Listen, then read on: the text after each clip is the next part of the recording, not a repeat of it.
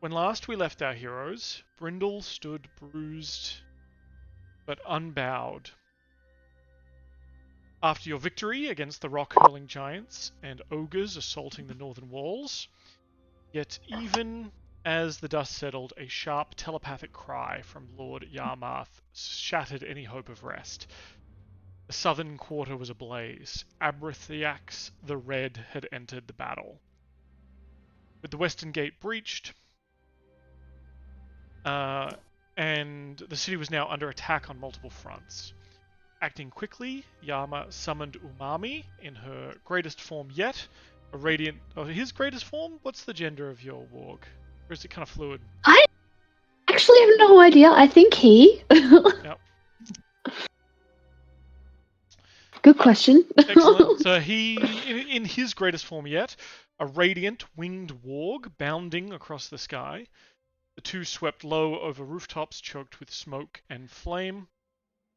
Guiding the others through the chaos, Karu darted across roofs in a blur of motion, while Aelith made for the cathedral, determined to anchor the defense. The party pushed through burning streets, taking blows from falling debris and choking embers. At the cathedral, Aelith took command with calm authority, triaging the wounded, organizing bucket brigades, and rallying terrified civilians. Yet even her faith wavered when one of her prayers was answered only with tragedy. Meanwhile, Karu spotted hobgoblins advancing... Are you quite right, dog? Okay. Meanwhile, Karu spotted hobgoblins advancing through the western breach, and shadowy figures infiltrating, slipping into nearby homes. Yama relayed instructions via telepathy, helping the city form fire brigades and search teams even as panic spread. Then the shadow fell over the plaza. Abithriax descended from the heavens in a spiral of fire, his first strafing past sending soldiers scattering like sparks in a gale. The party chose their battleground carefully, driving him away from civilians as the dragon roared and circled overhead. The battle erupted with brutal intensity. Aelith healed and shielded the group, taunting the dragon in a moment of reckless courage that successfully lured him into a low, dangerous dive. But the dragon struck hard, injuring Yama and Umami, and the party struck back even harder. Aelith dispelling the dragon's magical protections, and Karu, empowered by the power of sea giant strength, teleported onto the dragon's back, carving into scales with lethal precision. And the fight turned when Aelith hurled a beam of pure sunlight through Abithriax's wing, shedding his ability to fly. Screaming an invocation to Tiamat, the dragon crashed through Brindle's buildings in a pillar of flame, so intense it lit half a district on fire. In the smoldering aftermath, the heroes recovered what remained of the dragon, along with a curious magical toe ring, a ring of treachery, I believe now entrusted to Karu. For days, the party fought fires, coordinated evacuations, and clashed with scattered infiltrators, but peace cannot last. Reports come that hobgoblin forces are pouring through the western breach. Lord Yarmarth summoned the party once again, this time to shore up a collapsing defensive line along the Dawnway. The giants have fallen, the dragon was slain, but the Battle of Brindle is only beginning. How are you all feeling about that so far? Mm. Your description, by the way, that was good. Thank you. Yeah, it was good. Good recap. Solid. I feel your pain too. Bento literally had his whole back leg in his mouth during that description. I was just like, oh, please no. Yeah. Just crunch. That toe ring. I mean, is anyone using it? Which one? I don't think anyone's using it. I mean, I just, Yeah, I gave it to Karu in the end. There's Karu some sick jewelry. Like I mean, I just feel like Paulie should have a toe ring. You have attunement slots to use it. Yeah, this is the thing. I also couldn't find it to like add it to my. Yeah, it's a inventory. custom item, I think. It's a what's COA? Chains of Asmodeus. Asmodeus. Because I Maybe. added it to Where am I? nowhere, Where am I? I guess. Add it to me. I thought I added it to my notes. I clearly did not. I opened it. I googled it and then left that tab open so I wouldn't forget what it was. Is it literally 'cause I couldn't called? Is it literally called the toe ring of treachery? It's just a ring of Just ring of treachery. treachery, but this one was the Oh, toe okay. ring of a dragon. So Yes. But it's I mean, shrunk to my size. I For now. and now it's shrunk to Karu size. 'cause No, because we ended before I handed it to you. I threw it in the air, so No. it's currently floating through the air to you. I caught it with my tentacle. Thank you very much. Could Polly What does it even do? jump in on this?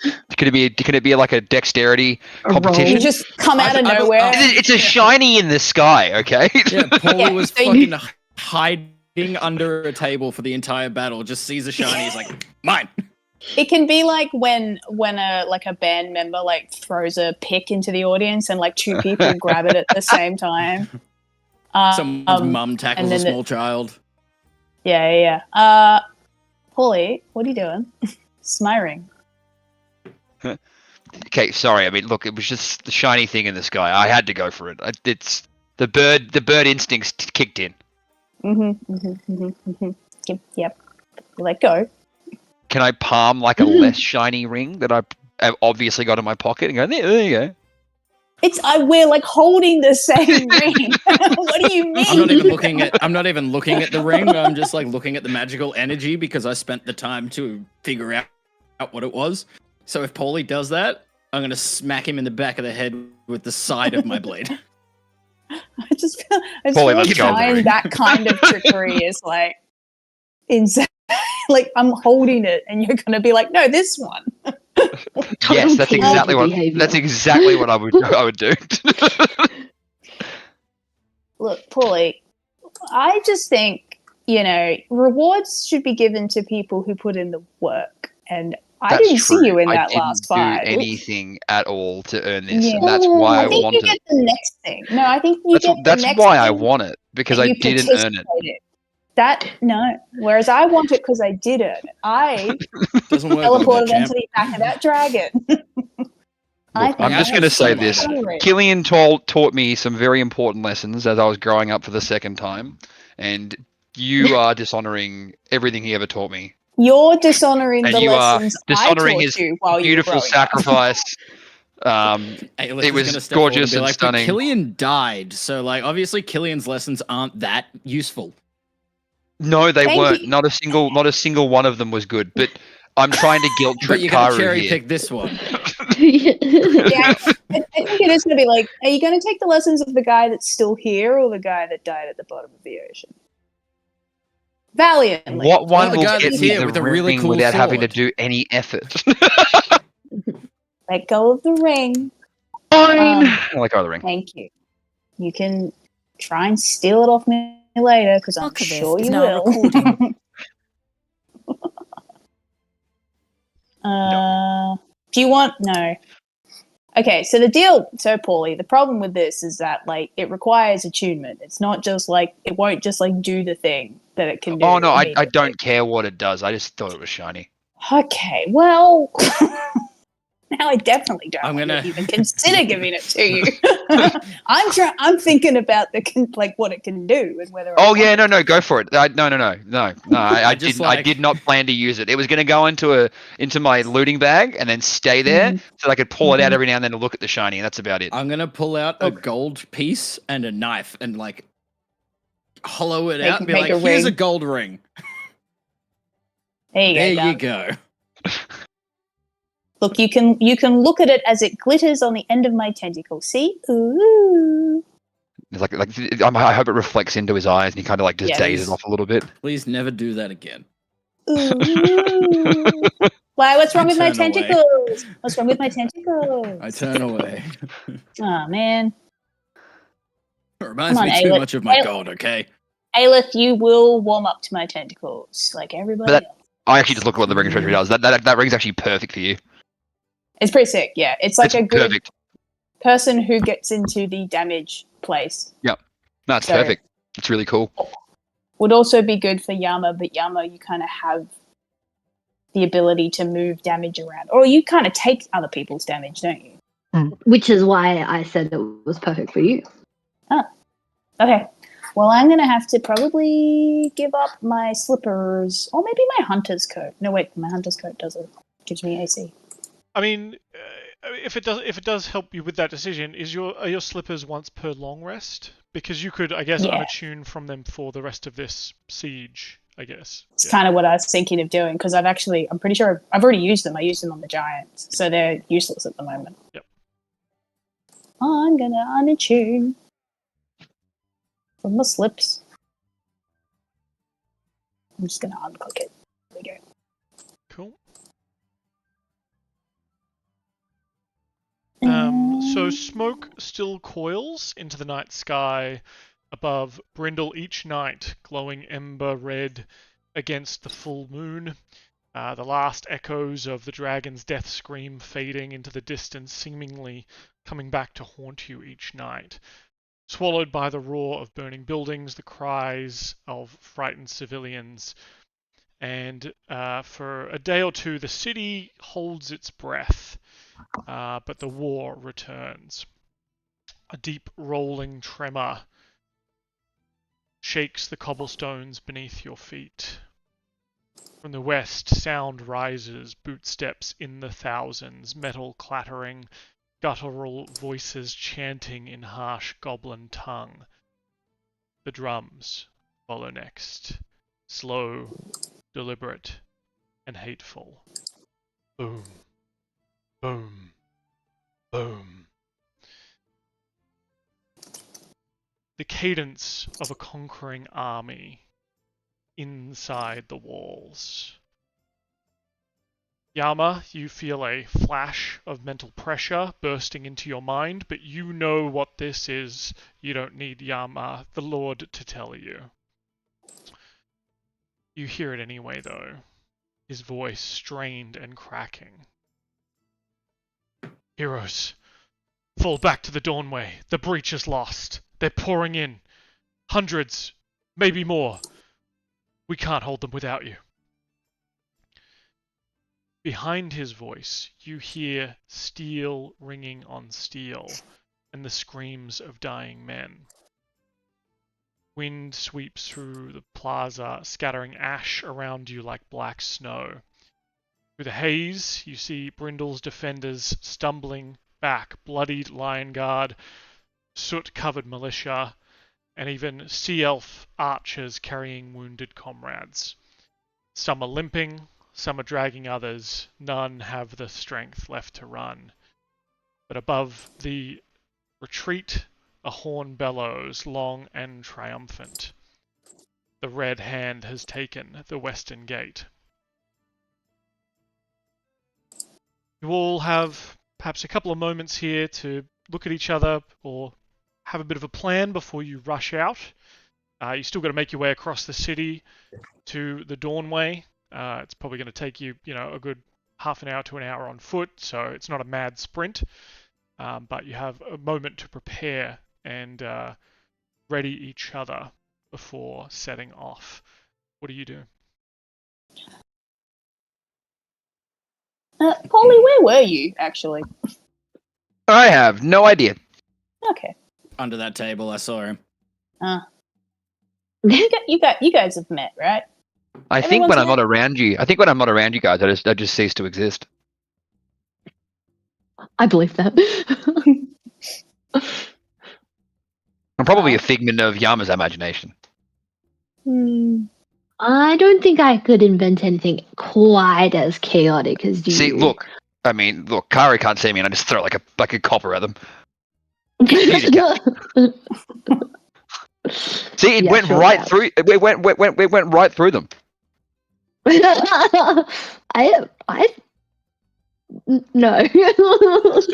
I will. Nice I will, try. right now, just with my with my 20 passive perception, I'm gonna be like, you see that what looks like bird shit under that table? That's where he was.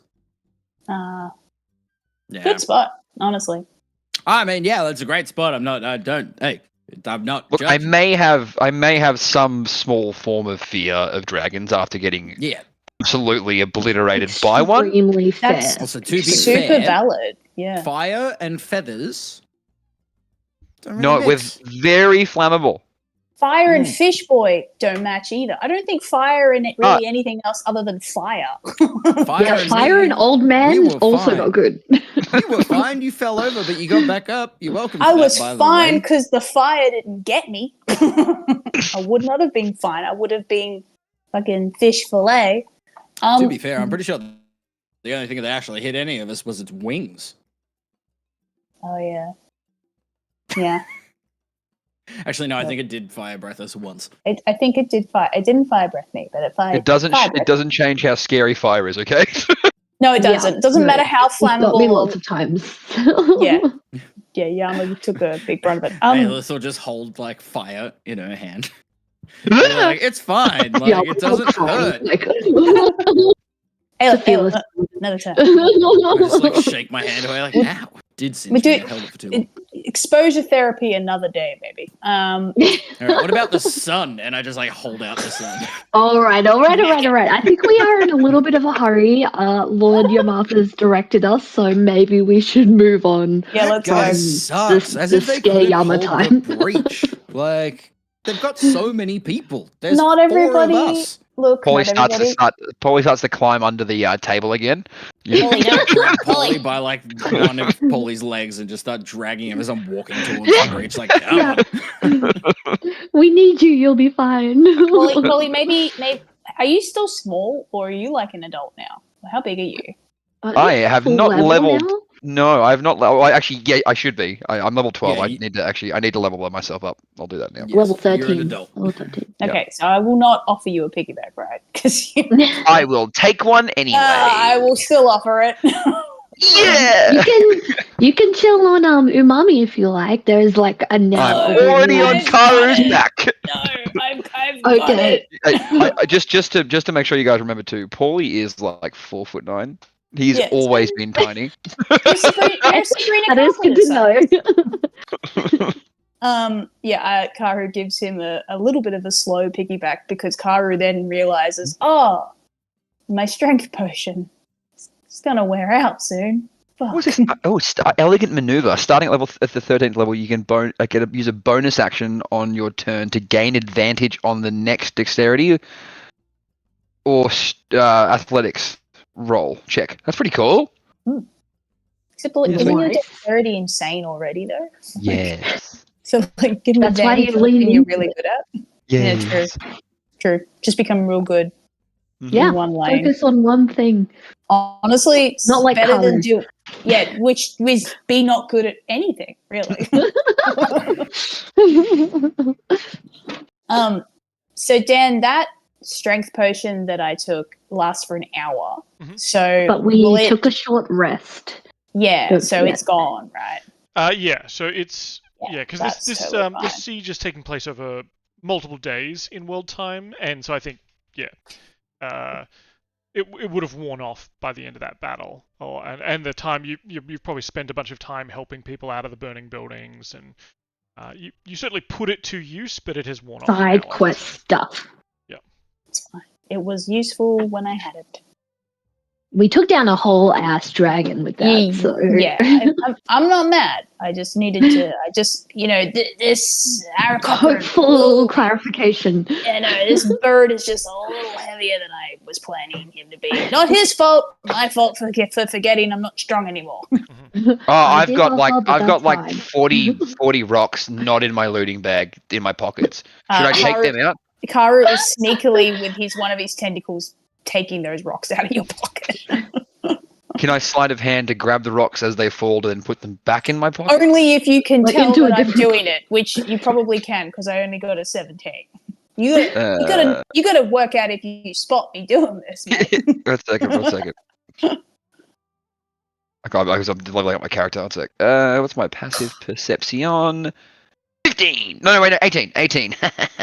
Yeah, right. You spot me. You hear the like clonk, clonk as I'm like dropping them. Polly, why? Why you do this to me? Because it's fun. Yeah, right. That's fair. Where are we going, Yama? You've definitely been paying more attention than we have been. Well, this guy's speaking in my head too, so that's also helpful. We're heading towards the Dawnway, which I actually don't know where that is. It's this way. I've been here a while. Follow me. Oh, yeah, of course. Thank you. Sweet. We have a guide. I'm not a very good guide, but I know where it is. Okay, nice. We go that way. I definitely think that Yama on Umami is kind of like keeping watch from the skies, especially if Polly's piggybacking on a non-winged creature. I am still holding on to Polly's ankle as well. This is why this is so much harder. Stop dragging me down, Aelin. Polly is using his wings to like also just like add wind resistance to the movement. Like drag? Yes. Like unceremoniously drops you. Yeah, you deserve that. Just dragging you across cobblestones. Totally fair. Like still holding his legs, but now his body is just dragging. The pre-D&D sesh chat really got me in a mischievous mood. Now, Aelith is standing with her thumb up to the sun, like, now which direction was the Dawnway? Got a little bit turned around when the whole area that we were fighting in got demolished. Excuses. That's all I'm hearing. Which is good. You fit right in with us. We are all about excuses. I'm assuming the Dawnway is okay. Yeah, west. Whoa. Was that actually where you thought? Come on. Is that actually was it real the talk? West? Rise is in the east. Well, then I don't know why the West That's gave in us the the West. Dawnway. This is a excuse me. This is a fantasy world. Stop using your Earth logic. You don't even have north, east, south, west in here. We had a swap. We're going to the West Gate. Hey! Don't say that. We don't need We've that gone again. the wrong way. Taking us away from the Dawnway. There's explosions happening as we're walking away. I'm like, don't worry about it. Do we know, Yama, did Lord Yamath let you know, like, how bad it is? Should we call on any of our allies? Or should we assess the situation first? Yeah, let's assess the situation first, but it did sound pretty bad. All I could hear in the background was absolute chaos. So let's at least first, maybe we can rally the troops that are there. It sounds like the absolute breakdown of authority, honestly. As we're walking there, I want to commune with Merkel. Merkel. And be like, look, I asked you for help before and you killed a bunch of innocents. If I ask you for help this time, can you kill a bunch of bad guys? And I will happily make a religion check. So, what does a prayer to Merkel look like? Like, do you put your hands together? Do you clutch a holy symbol? Do you have to kill a cockroach? Like, do you have to kill a thing to even, pick up the phone? Because he's the holy symbol is like hanging off my sword. So I like squeeze it and it's sharp and like cuts into my hand. So I'll take a point of damage. Cool, love for that. I'll let you roll with advantage. I'm giving up blood. Yeah, nice, love it. Merkel likes blood god. That is a 20. The skull unnatural. An unnatural 20. And I'll be like, you killed a bunch of innocent people that I was actually actively trying to help. But like, hey, who am I to question you? You give me my power, that's cool, but you get a thought back into your head. Through my divine brilliance, you killed a dragon.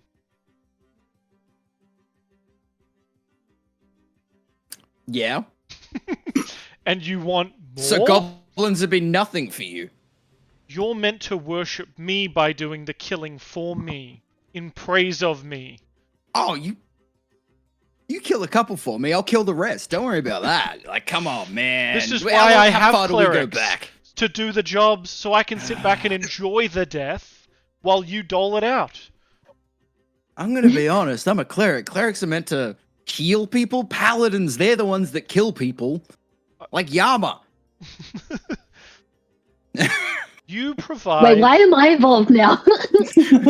You're a paladin. We're from the same cut. My dear sweet, faithful one. I provide you the tools to end suffering. Permanently. That is true. That is true. Yep, that is true. You do give me the tools to end suffering in many ways. Reach deep within yourself. You will find that even these new companions you have, they will eventually get wounds that cannot be healed by any other cleric. And then where will you be? Their last resort. You will be there. They will be begging for you and your sweet release. And my sword. Look, I don't really mind how you do it. It could be a sword. It could be just a pillow over the face. That might work for the bird. He looks pretty frail. Yes. Like Paulie hears me saying this as I'm dragging him by his ankle. Paulie nods while getting his like a slight concussion from like the cobblestones. Dunk, dunk, dunk. Oh, just quickly too. Himbo Karu with the glowing circles like around right now, and the tile is looking phenomenal. Like look at the glowing sparkles around the tile. Oh, great. He discovered glitter body oil. Absolutely. It's like just swirling around his pecs. Helps him fight better. I need you, my dear faithful one, to instill fear and unease with every action you do. You are my tool that I have set out into the world. To be fair, I am pretty good at scaring people. You are excellent at it. You are a high priestess. And Did you see that blue guy like Hulk out earlier? Like, goddamn. That was actually kind of scary. If you want to put a bit of... I'm not a big evangelist kind of god. But if you want to do some recruiting, that's fine too. But if they can't... Right. Got it. Yeah. But but ultimately, everyone just needs to be, just let them know that I am always ever present. Death is around every corner. Absolutely. And now Aelith, as we're walking, just starts talking about how great Merkel is to the party. Merkel's like great guy, real helpful, likes killing shit. You guys like killing shit, don't you? Can I Merkel's interest a weird you? Name. Can I interest you in a timeshare? Stop you right there. Like 2 days of the week. Stop. I'm interested. No, you're not, Paulie. Yes, I love. Yeah, come with me, my boy, Paulie. Yes, tell me about your cult. I'm already a part of like 7 cults. It's not a cult. Trust. It's a religion. Definitely a cult. Hey, Paulie, do you really want to be in a cult where the god's name is Merkel? Like, it's kind of like... It reminds me of Merkins, so yes. Oh, hey, you know what? When you spin it that way. Okay. Wait. No. Hang on a minute. We can't all... No. Yama, who's your god, honestly? My god is the oath that I've made to myself to do good, bring others to their best selves, and to forgive. I always knew you were the amazing anime protagonist that you should have been. Because really, your power is the friends we made along the way. 100%.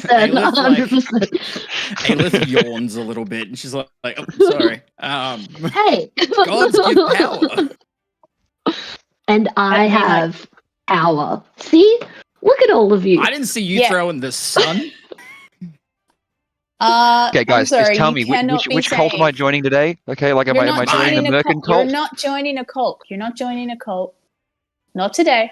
We'll hold off. And neither are you, Karu. No, I'm not joining one either. I don't need a god. I'm pretty good. Hey, as you say that, Karu, you see in one of the alleyways is a bunch of like sea elf blood hunters who were kind of like in prayer to A little bit deep, culty. yeah, to the deep underwater gods, and like you say, I don't need a god. As you look over into the alleyway and see them there, and they make eye contact with you. Look, I just go. You heard me. Come on, guys, let's go. Should I join those guys? Their praying looks cool. No, Polly. There's a harem for everybody. There are other things. Like, come on. Look, hey, Polly. And, like, Karu dangles the tentacle with the ring. Like, ooh. Shiny. I'm following the shiny. Yeah, good. I've got the keys to the trying ship. I'm still holding your ankle. You're trying to walk away. I just pull you back. You hit your head again. Paulie flies. Towards it while like. I'm just holding out. Like. All right. Anyway, the doorway's this way. Merkel said, "If you guys want to come," Merkel said, "It's cool with my god if it's okay with your god.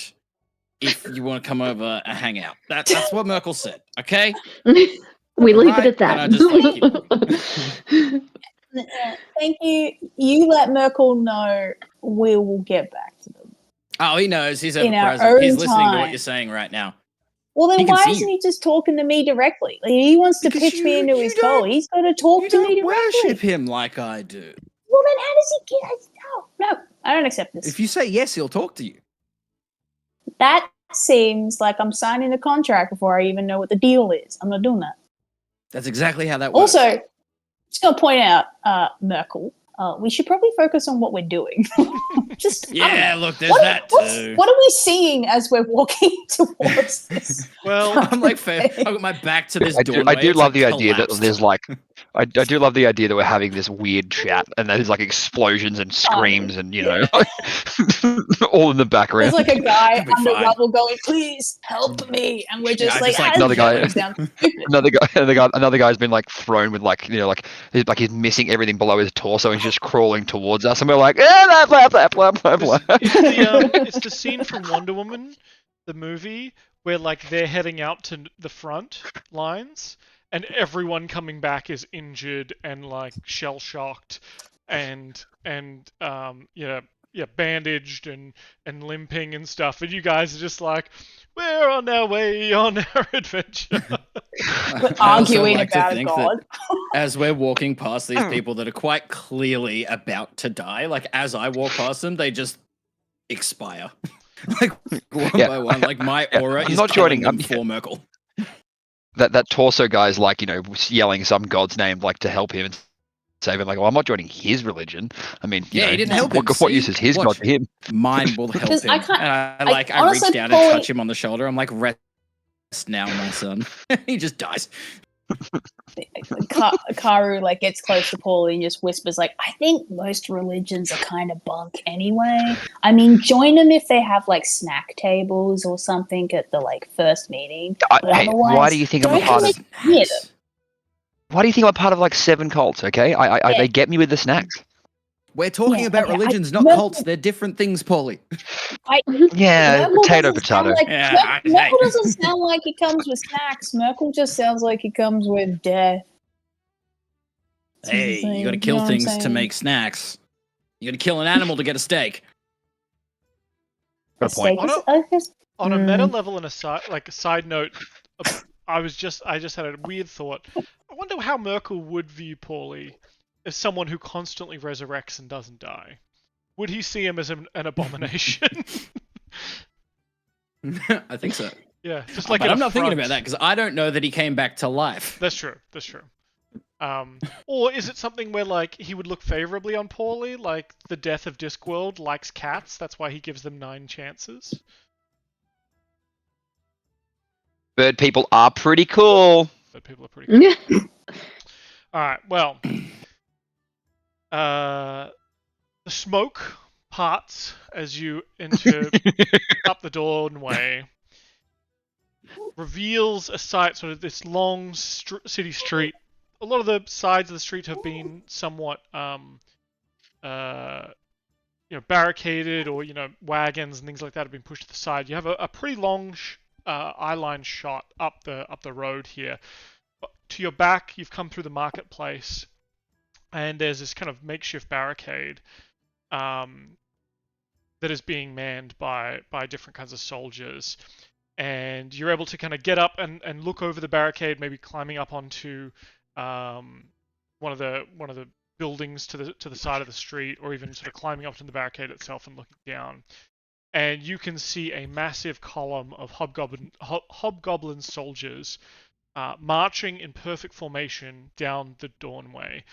Some of them peel off and like head north and south and start filtering into parts of the streets, but they clearly, and Yama, I think your military expertise would know that it's more efficient with their numbers to push direct through this large highway effectively. And if they get to the marketplace kind of behind you, then they'll be able to expand out and use their numbers to their fullest.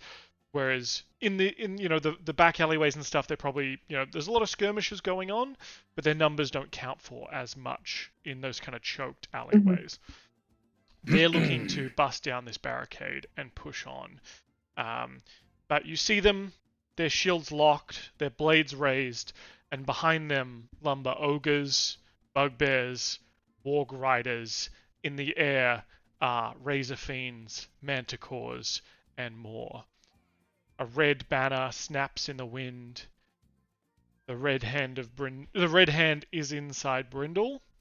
They're coming for the heart of the city.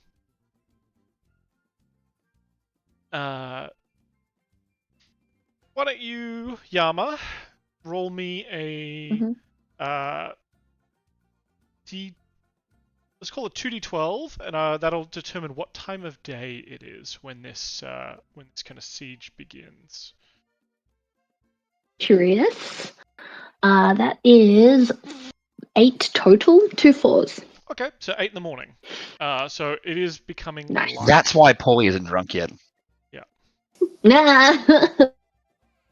Sure, that's why. Or maybe he's still drunk the night before. The map name was Streets of Blood. Yep. That is the name Not of yet, today's but episode. soon. I mean, it's looking pretty bloodless at the moment. I think we're fine. Yeah. Give it time. So, a couple of features of this map. I'll just say it on a kind of meta level before we continue. Obviously, there are kind of barricade tokens. If you mouse over them, you'll see that they have health and an armor class. So there's different sections of this barricade. Also, you can't necessarily see through the barricade unless you are right up on it, or up and above it, really.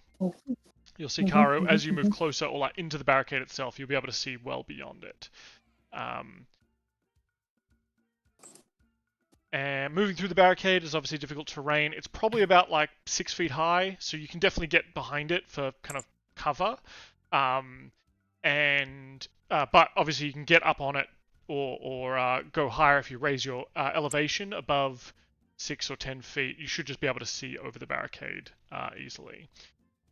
You have a number of guards around with you, and some guards up on the roofs and stuff like that. From a combat point of view, I'm not really going to do much with them apart from potentially kill them as this siege goes on, just because I don't want to have to roll their attacks. They're kind of just so you know you're not alone here on this barricade, and they may absorb some hits for you. You see the first wave approaching. And can you see down that street, or does your sight cut off? It cuts off. I can't see shit.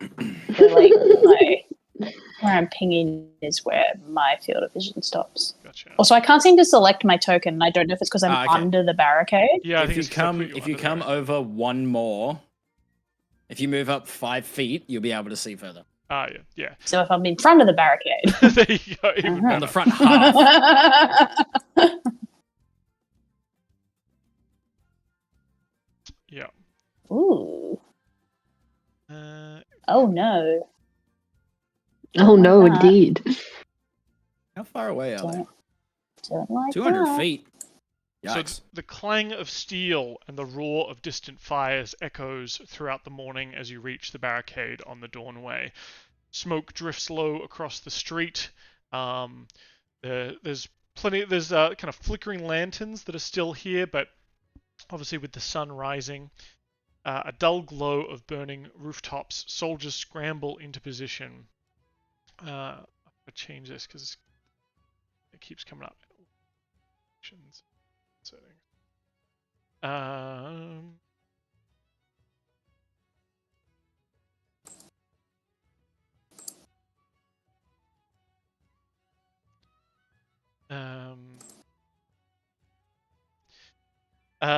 Smoke drifts low across the street, lit by flickering lanterns and the dull glow of burning rooftops. Soldiers scramble into position, faces pale, weapons shaking. Behind you, the marketplace lies quiet and dark, the last refuge for Brindle's civilians. You hear Lord Yarmarth, who is out there somewhere also fighting in maybe some back streets or something like that with his private guard. You hear his voice still kind of ringing psychically in your ears. Hold the line. As you take your places behind the rough wooden barricade, an unnatural stillness begins to settle over the street. Then far off, carried on the wind, you hear the low thrum of wings and the first roar of the advancing horde. From the end of the street, you can see flooding through the breach of the walls, hobgoblins moving in tight formation, with some larger ones barking orders. But it's the shapes above that steal the breath from your lungs. Two massive manticores sweep out from behind the rooftops, their wings beating dust and ash into swirling clouds. Their barbed tails arch back like scorpions ready to strike, glinting with rows of razor-sharp spikes. The hobgoblins take cover and raise their bows, while above them the manticores screech and unleash a volley of spikes raining down over the barricade. The first wave has begun.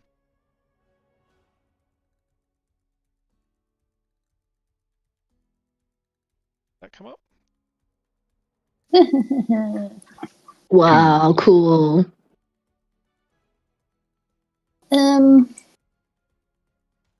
Do we want to call any reinforcements in?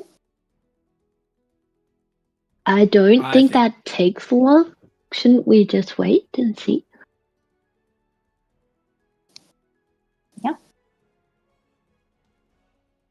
Yeah, alright. I reckon we can hold off for now. Or, like, if you want to, we could draw the Colossus and maybe it can do that laser beam thing. That's kind of what I was thinking, actually. Yeah, but, like, we can wait for sure if it doesn't take long. But if they break, like right now, they're all like in a tight formation that we can just wipe them out with. Yeah, I feel you. It's pretty perfect. I'm happy to go with whatever.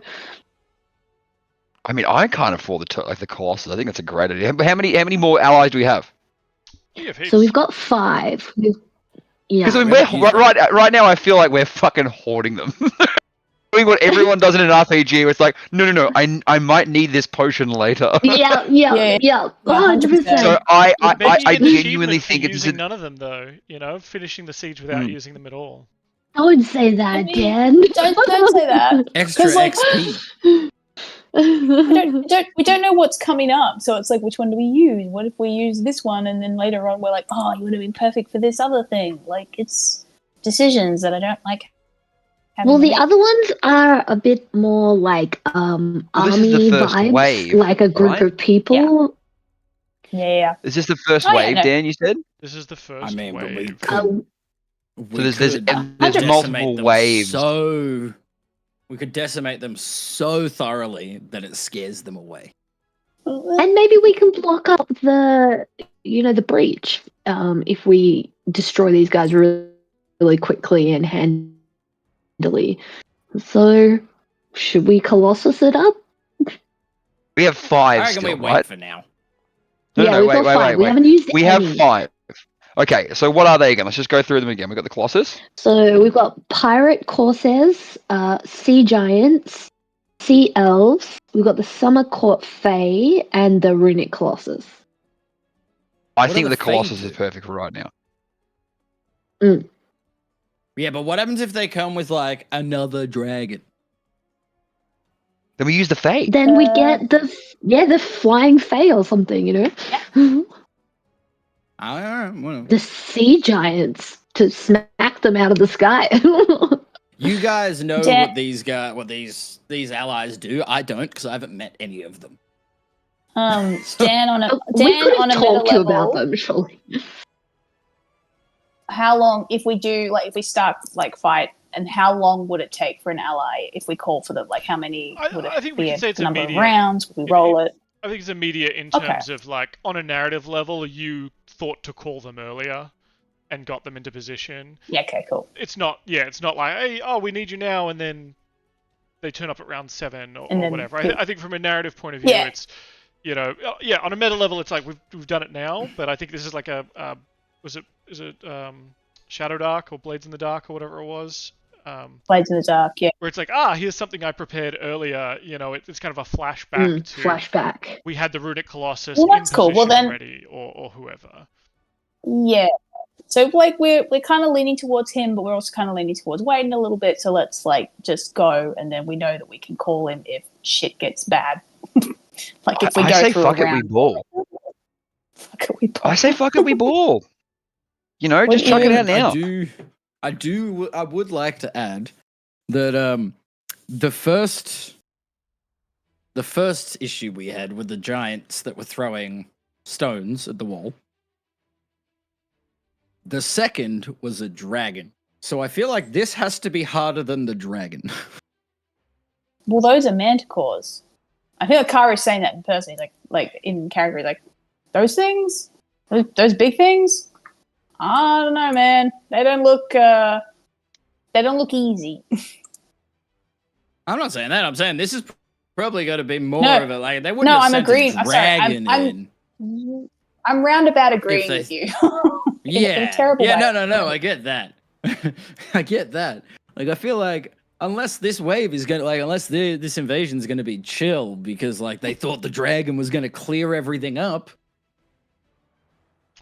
I'm trying to get in the mindset of these guys, but I'm not a hobgoblin. Yama, you're a hobgoblin. What would they do? You reckon they'd send all their power at once and then like come in and just clean up the rest, or like they've got a much larger, like more power than that dragon did behind them now? Which way do you? Yeah, think? I get what you're saying. The horde is massive. The horde is huge. They've definitely been planning this attack for, months and months and months. Dan, can I roll maybe a check to know anything maybe more specific about the movements? Absolutely. Give me my first instinct is a history check, but if you have something else that you think would fit here, I'll let you roll one with advantage because this is obviously your bread and butter. I'd also accept a cartography check because that's kind of your Yeah, let's military do tactics. cartography. He's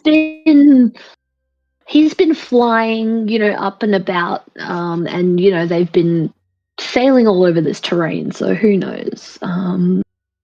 Let's see. Oh my god, terrible rolls. A 1 and a 7 for a 13. So unlucky. Yeah, I mean, you've been at the head of many sieges, right? You have, and I guess maybe you've done them in certain different ways. I think some in the past. I'm imagining Yama has done the kind of Mongols thing where he puts up a white tent, and if they don't surrender, but by the time the white tent goes down, it's like everyone dies kind of thing. And it's sort of like everyone knows what to expect when the horde is at their doorstep. Yeah. But if once you are forced to engage in a city, you would certainly have sort of waves of troops that you would deploy in a particular, usually in a particular order. Like obviously the ogres to kind of soften up the walls. Once the walls are breached, sending in a vanguard. This looks like that. This kind of group of soldiers to see if you can just flood it with with guys. You would also, at some point, probably send in your berserker squad of bugbear berserkers. So you can probably expect something like that. You would have warg outriders to try and close the gap and potentially disrupt any kind of barricades, so things that are probably good at destroying barricades and so on. Based on what your brother has access to, there are other things that maybe fall outside your typical remembrance of like sieges and things like that, because you've seen dragons and stuff. You never had access to dragons. That was not a thing. That, this is new shit. Yeah, but yeah, certainly manticores, or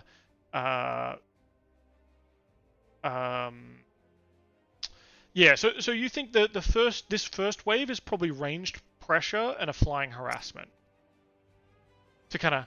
Yeah, well, I think Yama basically communicates that it will feel endless. Like they have almost a solution for every tactic that we're planning on throwing at them. So we're here for the long game. Basically, we need to keep as many troops up and on their feet as possible. So we need to press the attack using the can. Colossus now would be the intelligent play, because then we wouldn't have lost any troops, and our troops would have been fresh. I would also like to... I think so too. Like we kind of stopped them here. I feel like we're currently huddled having this conversation. Mm-hmm. And while we're having this conversation, stop me if I can't do this. I would like to pull out the dust of disappearance and explain to the other three people, this will make us invisible for a time. So we may... because I like to think that we haven't climbed up on the barricade yet, so they don't know that we're here. Sure. We can be invisible and have the element of surprise. We could go hide somewhere. Yeah. The next one. That sounds good to me.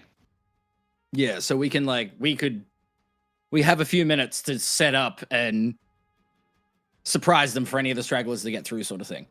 Yep. I like that. And then I will pop that, and then I will roll. So there's definitely, and you'll be able to. You can probably see it on your map.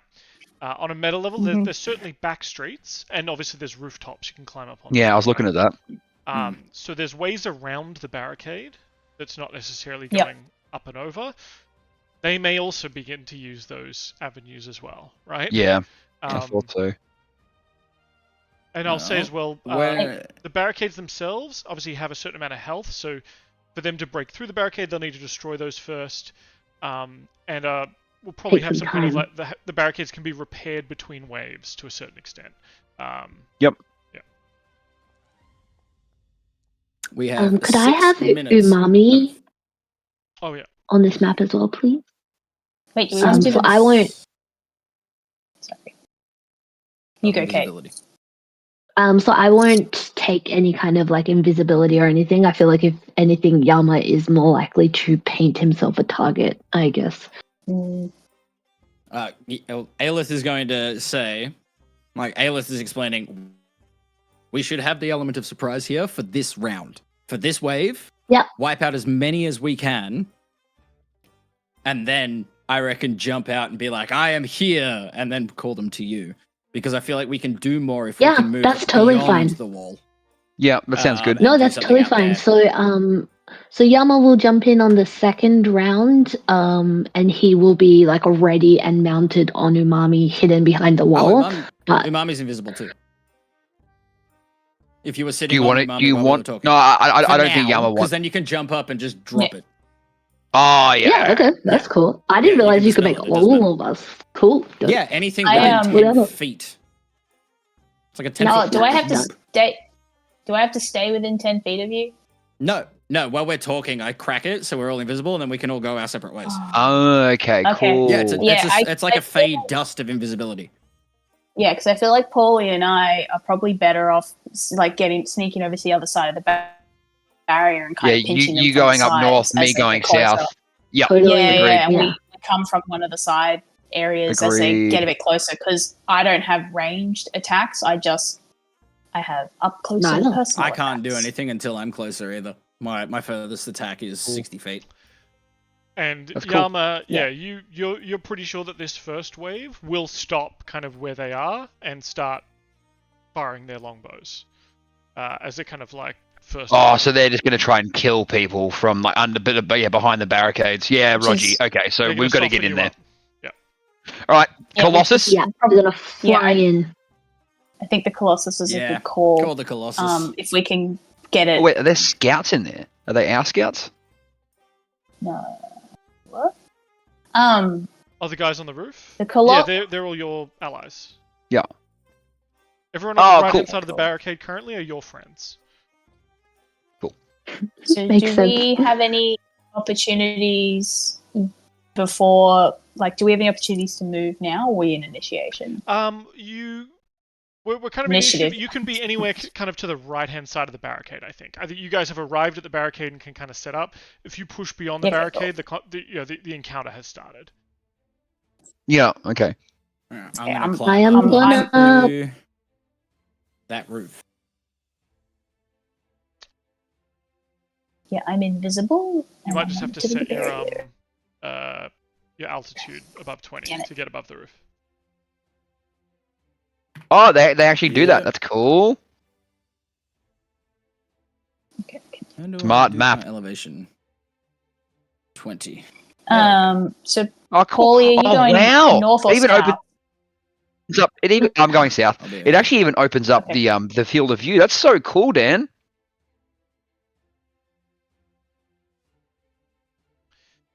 Cool. Yeah, so just Alright. I might tell some of anywhere these in line scouts to with the come with me barricade, too. I Actually, think you can probably place yourselves, and then we'll. Yeah. You mentioned the runic colossus, so I'll say activating that would probably do about like destroy about half a wave, like make it a lot easier. But Yep. I'm also happy to roll dice on this if we wanted to do like how I feel like effective it is. rolling. I mean, this is This is D&D. we can roll. Let's just roll. Let's just roll the dice. Sure. Who wants to describe to me how effective this is, and who wants to roll the dice?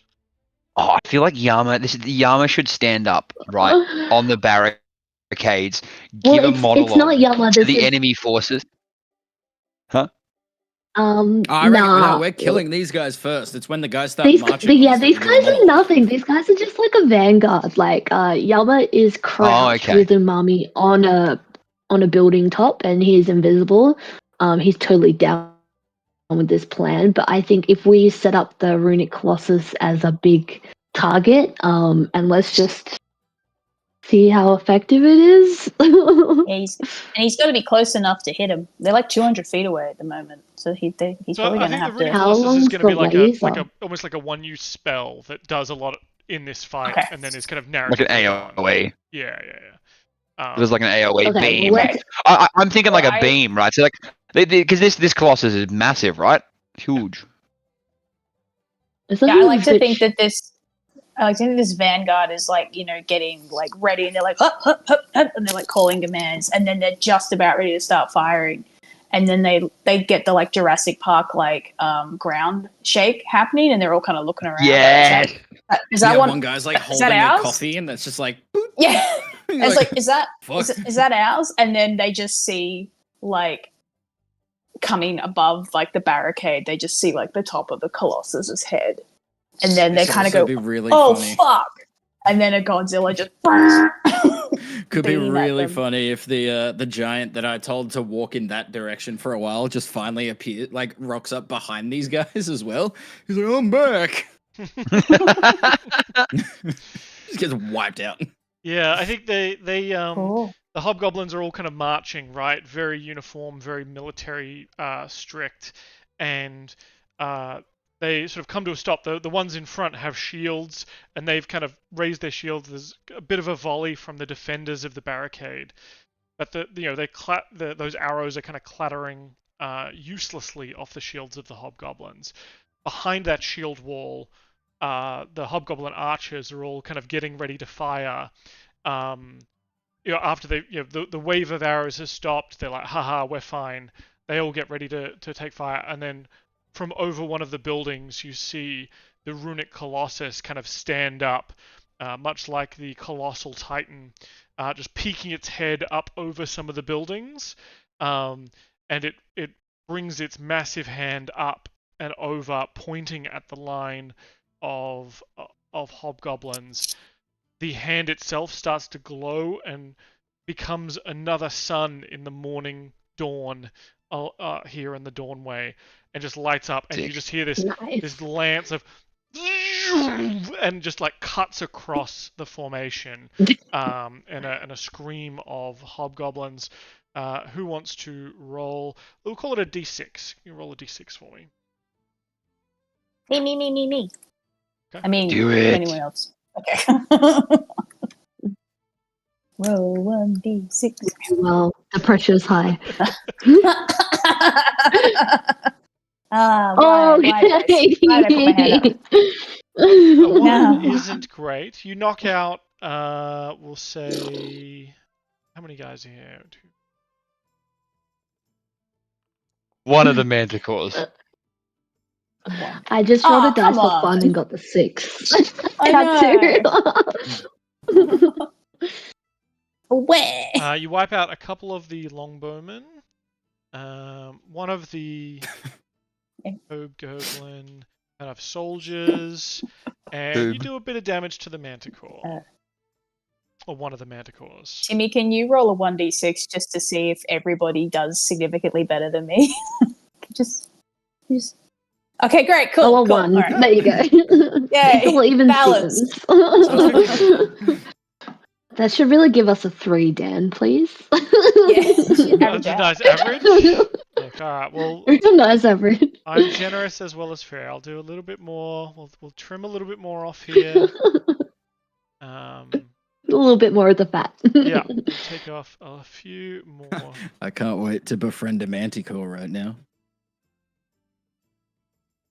Cool. You do that? I have a spell that I can make things do things for me. Paulie and Yama, have you guys rolled initiative, please? No. Oh, sorry. I've just decided I'm going first. Oh yeah. Respect 23. I actually rolled pretty well for y'all. 17. Yeah. 08, very good. Minus 0.92 initiative. Yeah, it's the best I'll ever get. My first roll of the night to always check like whether the D&D Beyond's connected is I rolled an acrobatics, which I rolled a 1 and I have a -1, and I was like, sweet, strong start. It's gonna be a good run. So Yeah. from the kind of far end of the street, you can see the shapes moving around. A big dust cloud is kind of kicked up by the beam from the runic colossus, and as the smoke clears, the hobgoblins are already getting back into formation. You can see a number of them dead in the street there from that massive blast of arcane energy, and the manticores kind of sweeping out from behind the rooftops. One of them having received a couple of scorches from that beam, but their wings beating dust and ash into swirling clouds, and the hobgoblins are beginning to take their bows, kind of raise their bows, whilst the manticores screech. Paulie, you are first to act here. Yes. All right. Well, Paulie, being a sneaky invisible boy, will Sneaky. pretty much use all of his movement to get the whole way across, or pretty much there. So I'll use my bonus action and my action to dash, essentially, like above the rooftops. So it'll get me 150 feet. And then I'll just kind of like still be sneaky up on the rooftop. Well, actually, I'm invisible anyway, so that's fine. Good. Can you give me a stealth check with advantage, please? Because you are invisible. Yes. I can't roll lower than a 25, by the way. Okay, great. Well, Jesus Christ. But it's a nat 1. Reliable talent.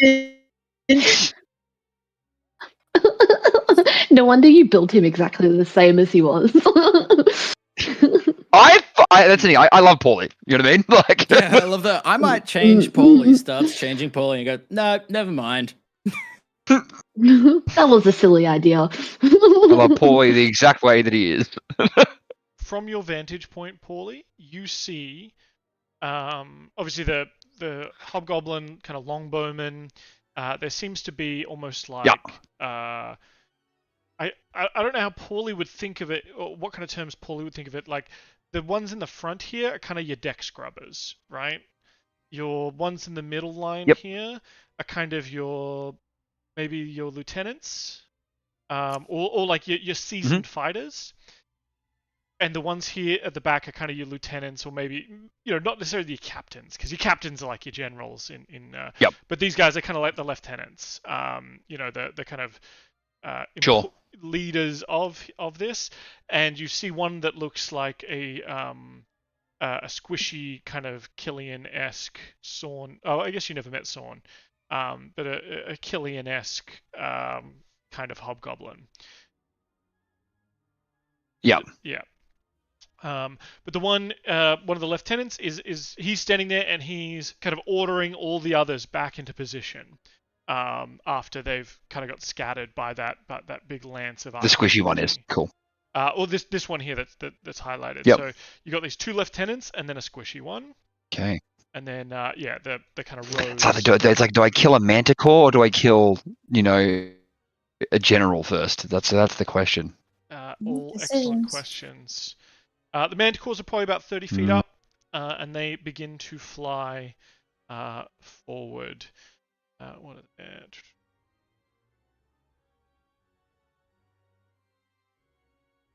Yes, come closer to me. And they fly over the rooftops. And me.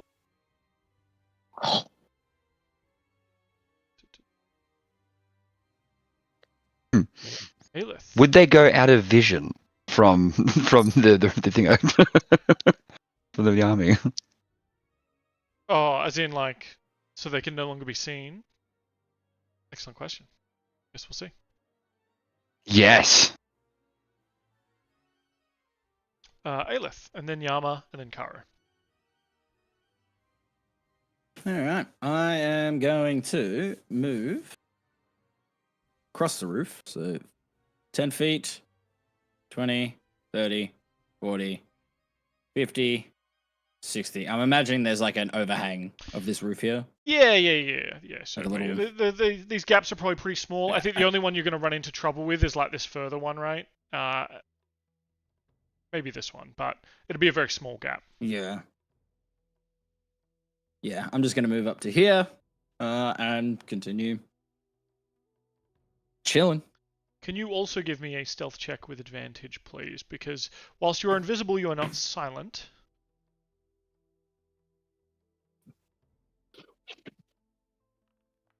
That is a 13. 13's still very good.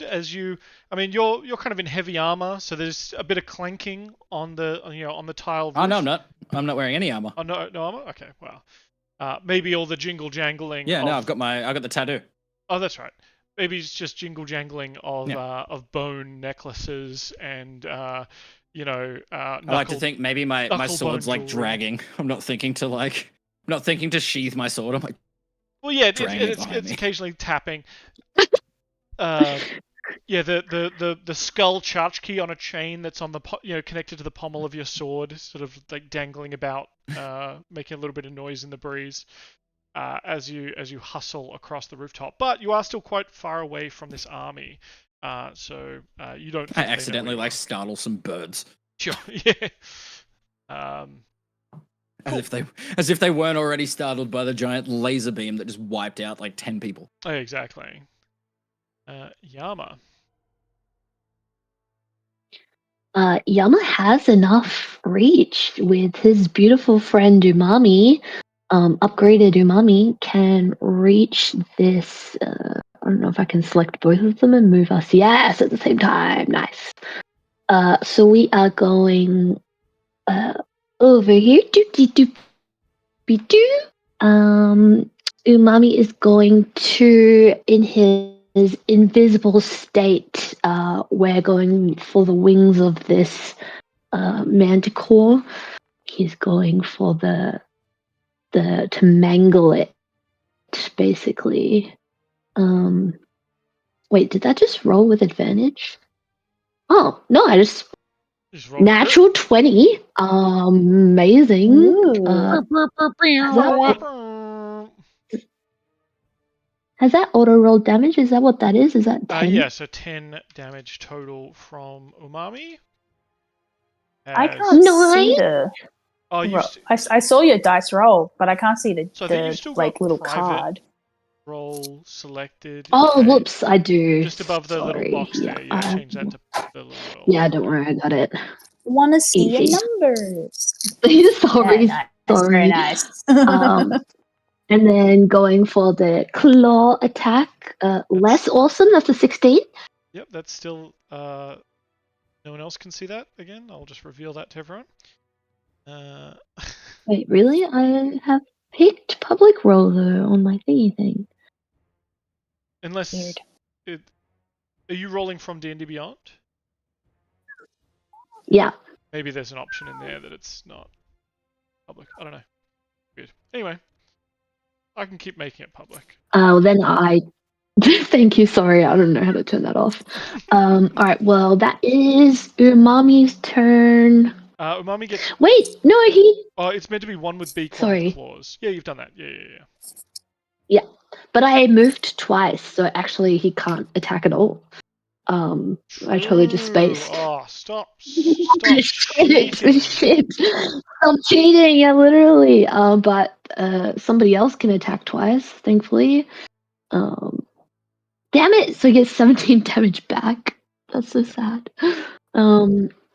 Yama, hopefully coming in for the kill. Come on, let's do a natural 20. That is at 18. With advantage. Yeah, because you were invisible. Oh, nice. Okay, well, let's go for the crit. Let's see how it happens. No crit. Alright, so the first one was better, so that is 10 damage. 11 damage. Second roll, let's do proper advantage here. Dingy ding ding ding. D&D being a piece of poo. There we go. Alright. 20. Oh, that's a crit. Yeah, 20. Yeah. Yay! Asking you shall receive. I'll have to burn some smite on this one then for sure. So let's roll the Damaggio.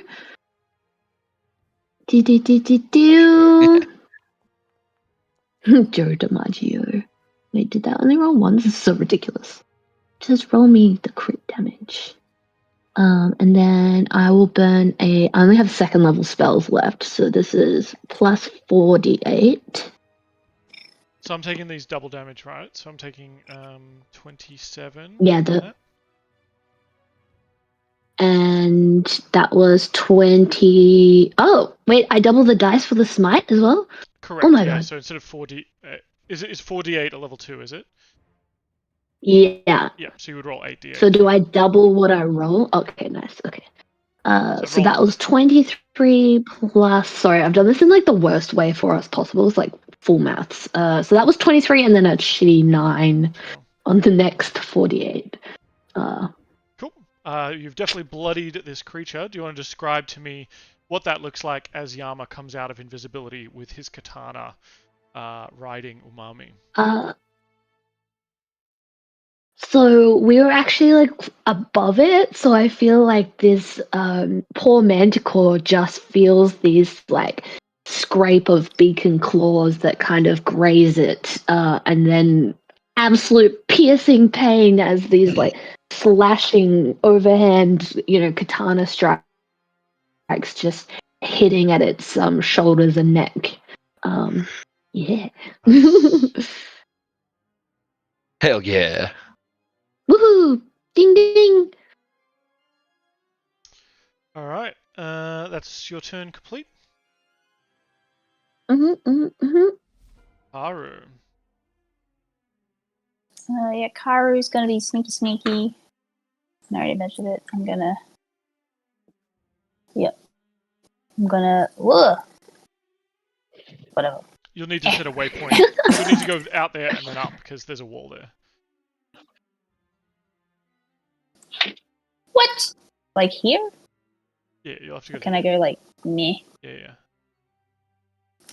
Okay, fine, whatever. I'm sneaky. And that's my action and my movement, and then my bonus action, I will activate my hybrid transformation. So that'll all happen, and no one will see it. Can you also give me a stealth check with and I'm advantage, just gonna- please? Me? Roll dice? 16. So you're moving quickly but quietly and invisibly as you make your way solid snake style, solid eel style, to the Solid eel. further and further up the row here. Cool. Hell yeah. Alright, the hobgoblins, I guess that's all hobgoblin turns now, are going to release a volley with their bows. What is the range on these things? To 600.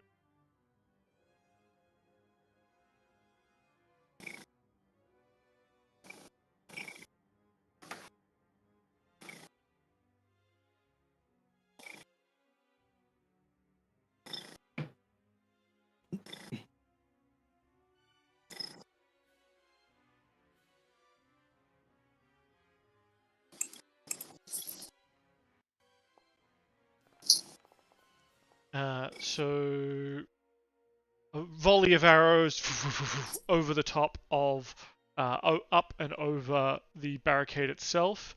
And actually we need disadvantage, don't we? Okay. And mostly the arrows just start thunk, thunk, thunk, thunk, thunk into the barricade itself, causing a little bit of damage, but nothing substantial. And you do hear like one guard kind of behind the barricade, who I'm not sure if you gave any orders to beyond just like you guys all just dust of disappearance and then fucked off. So I'm not sure if you gave them any any orders before you left, but you hear at least one of them kind of cry out in pain. Hey, they can figure it out. They're military men. Sure. They're on their own. They didn't want to join Merkel.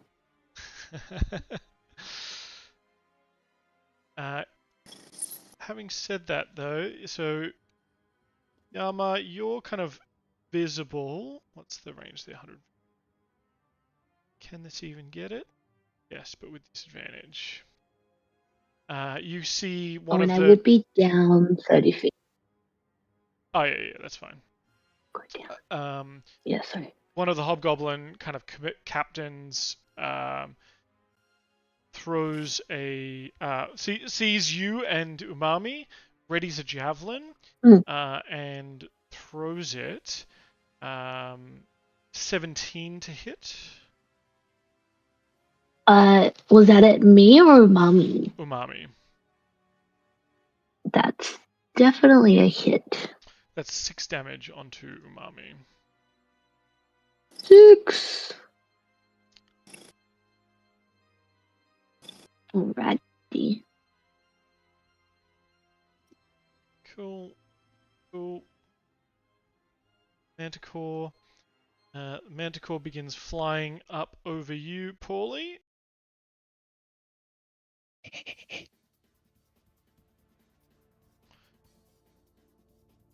Would you...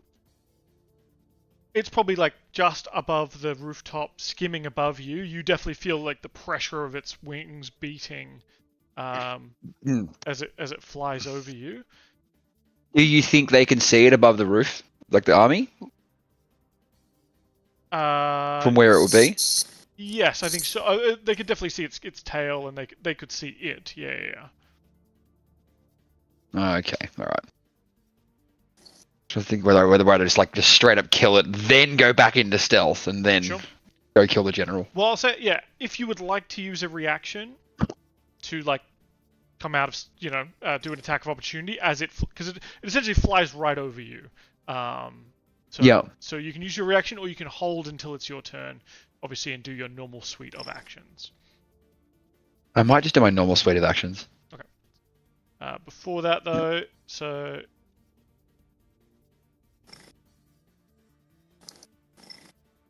what's this guy's stuff? Actually, I mean, it doesn't. Sorry, just now that I think about it too, it doesn't matter anyway, because I get my stealth once, no matter what. Well, that's right. Don't worry about it. You could hide as a bonus action at the start of your turn, and then leap out again, but it's up to you. That's okay. Don't worry about it. It's all good. You see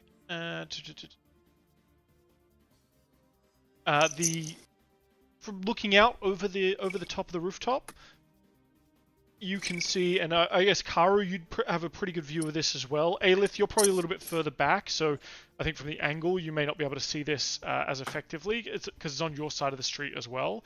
The hobgoblin, who kind of looks a bit squishy. He is readying some kind of spell. Can't see it. Can't do anything about it. He's going to, start chanting, waving his staff around, and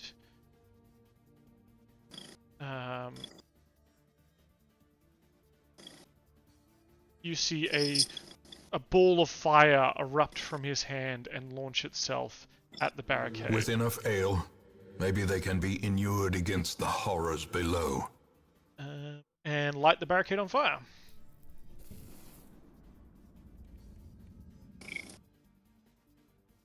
No.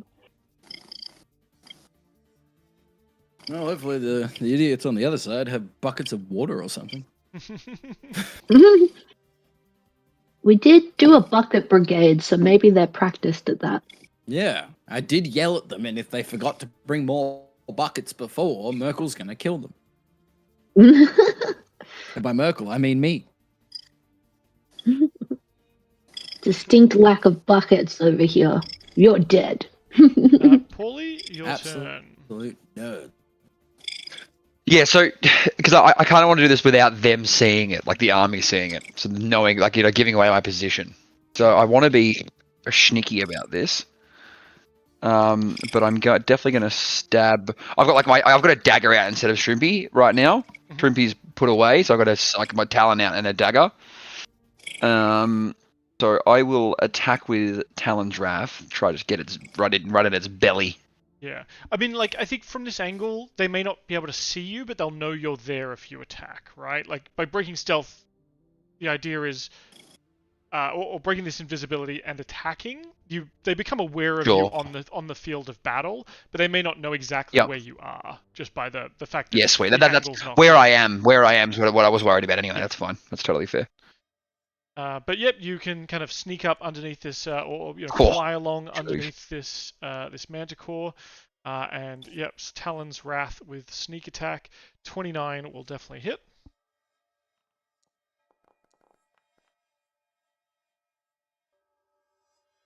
$43 damage.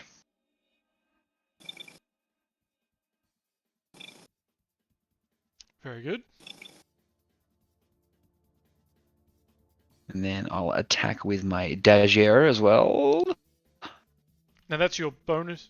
Is that your bonus action to do that? Oh, yes. Excellent. Natural 20. Unfortunately, you've already used your sneak attack, so no crit sneak attack. But that's okay. That would be beautiful. Look at that. Yeah, that's fine. So, I mean, it's okay still. It's all right. It's 12 damage, which is pretty good for just a dagger. Excellent. So the manticore kind of screeches as you come up underneath it with Actually, the... you know what? I'll just re-roll one of these quickly too, sorry. Right. So I got the pierce defeat, Oh, yeah. just to add a little bit more damage. Oh. Nope. Nope. It's 11 damage now. Right. So it Sorry. was one less, was it? Yeah. it was a 2 originally, That and it one rolled a damage 1. means this manticore is no longer bloodied. Oh, does it really? That's so funny. So by healing it up, it's no longer bloodied. So you get underneath it, and Talon's Wrath, the dagger, you pop out, you're no longer invisible. It screeches and kind of wheels about to see what has, struck it in the belly below, and it wheels upon you, and sees you there, down on the rooftop there. The figures down below, I think, are aware that something is up on that roof. They may not be able to see you. I would definitely think they don't really have a clear shot unless they climbed up here. Unlike kind of Yama and Umami, who are very clearly like up above the Yeah, rooftop. on the other side. Yeah. Yeah. Cool. Beautiful. Well, that will be the end of my turn.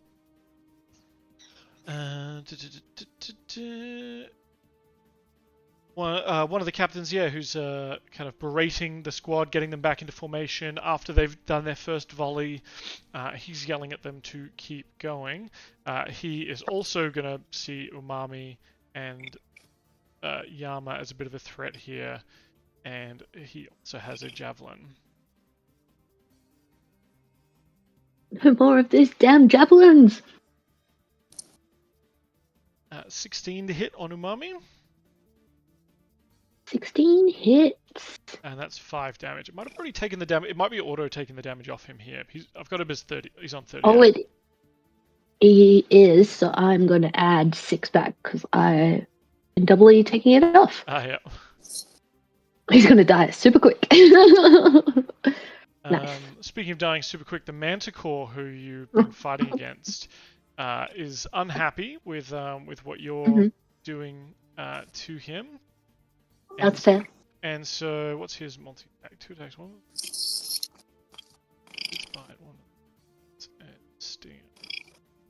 And stinger. Stinger. I think it's going to first trying to hit you with its stinger, Yama. That's a 23 to hit. Mm-hmm. That is...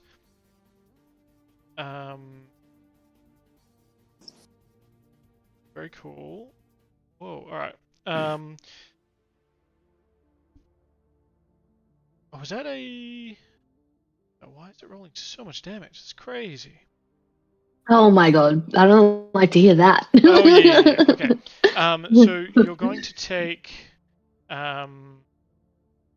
554 points of damage. 12 No, piercing damage. why is it so specific?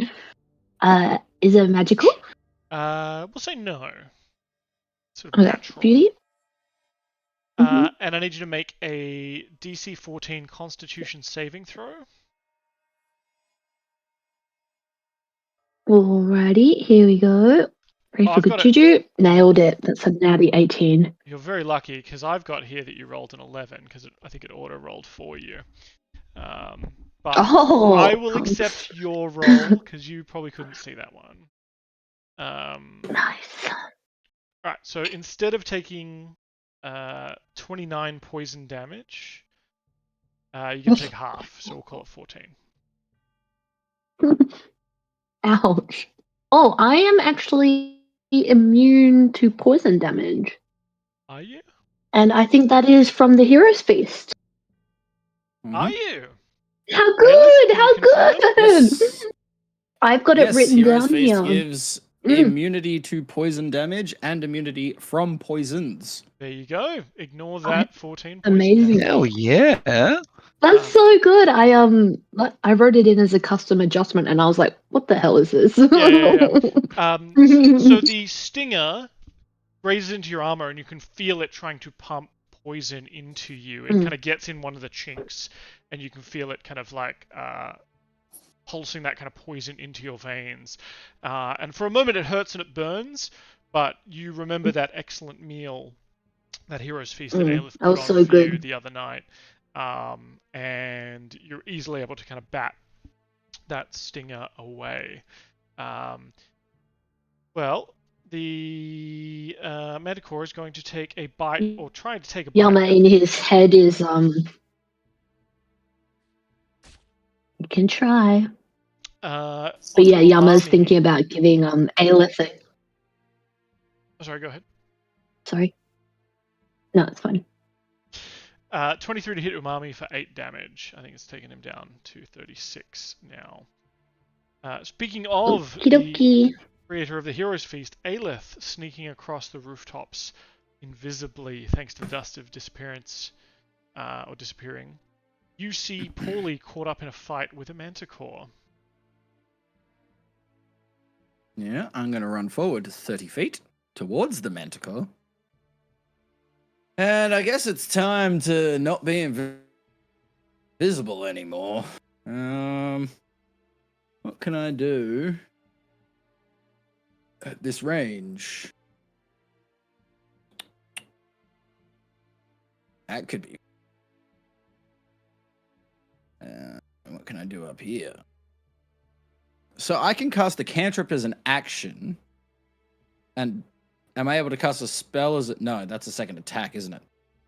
You can cast a spell as a bonus action if it is a bonus. bonus action cast. So you could cantrip and healing word. Oh no, I have a better idea than that. I am going to cast... because I was going to cantrip Sacred Flame. And then bonus action, Spiritual Weapon. Oh yeah, I think you can do that, yeah. Cool. Well, yeah, I'm going to... First, I'll cast my Spiritual Weapon. Which I will cast at... 5th level. Alright, so let's target that guy. Spiritual Weapon. That is a 19 to hit.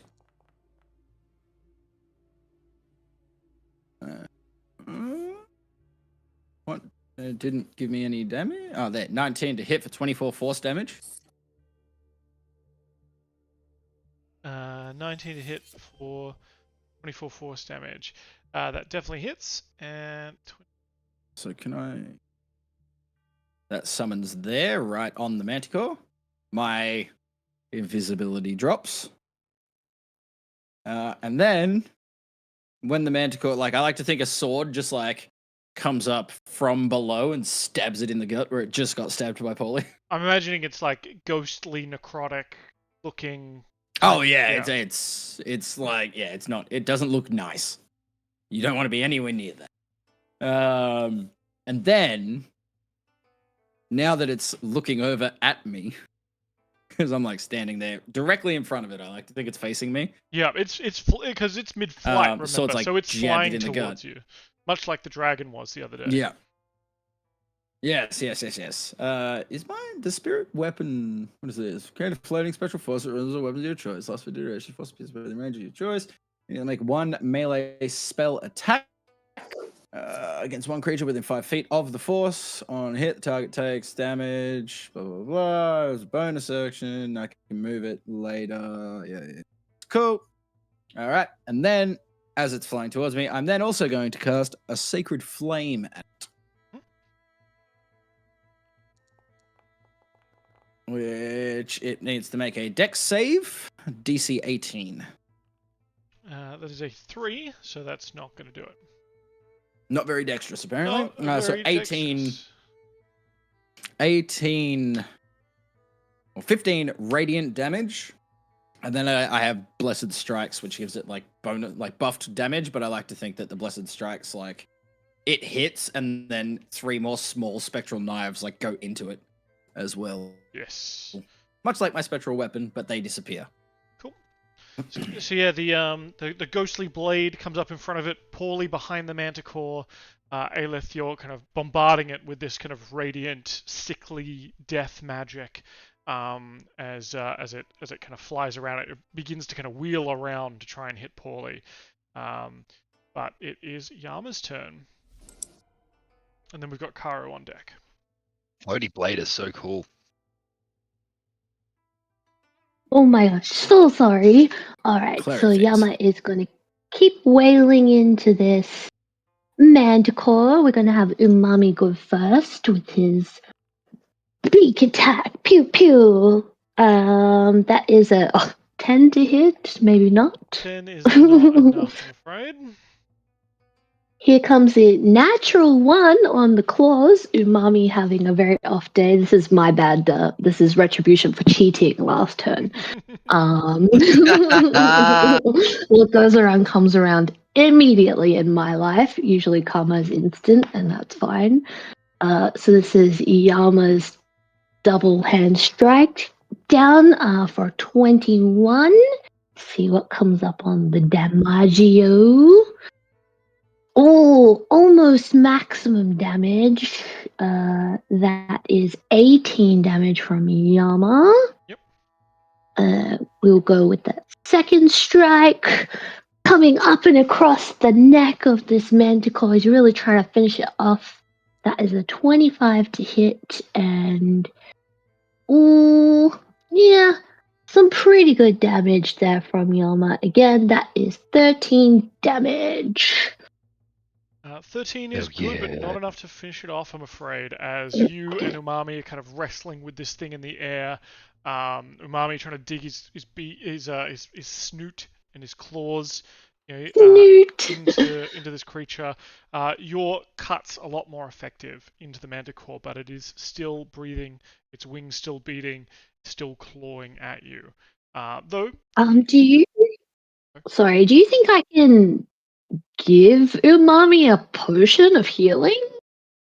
Like, yeah, mechanically get it in his face hole? Oh yeah.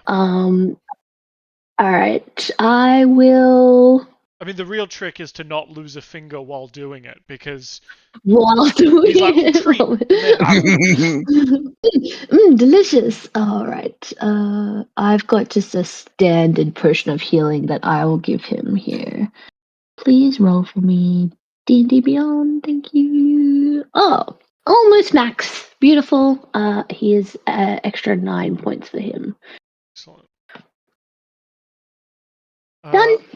And that is everything from Yama. We go to Karu, and then it'll be the Hobgoblin's turns.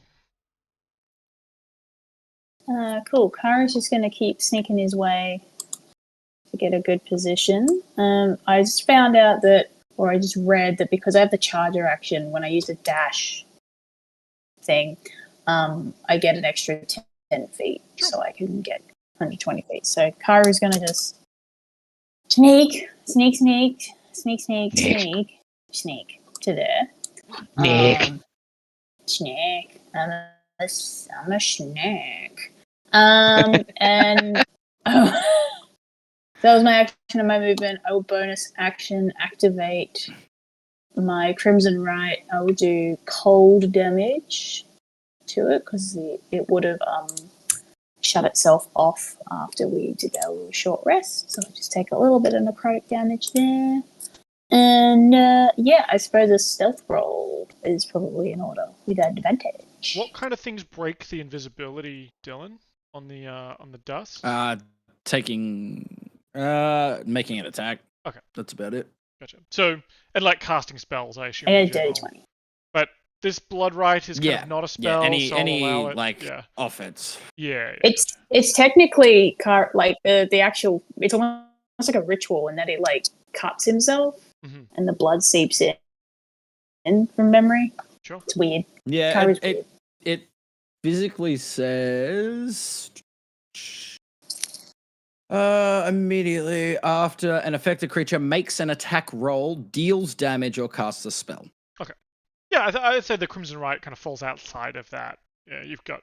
It doesn't come up in my spell list or anything. Yeah, so it's more like a class feature, right? Yeah. Like a feat, yeah. But that's me done. I'm just getting into position. Yeah. I think all the hobgoblins kind of march forward a little bit. They're doing that thing where they march forward, fire,